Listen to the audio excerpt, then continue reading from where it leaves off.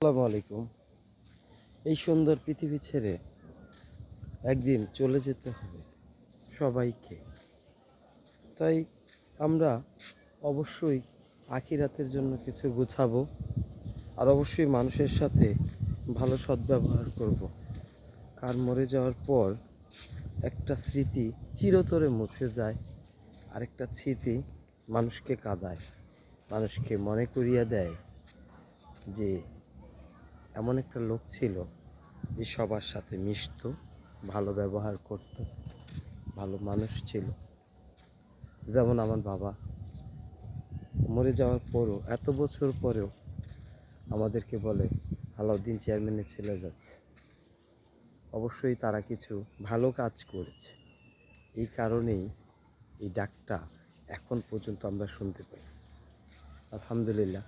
তাই আমরা সবাই ভালো কাজ করব, মানুষের সাথে ভালো ব্যবহার করব, আর অবশ্যই সবাইকে ভালো থাকবে।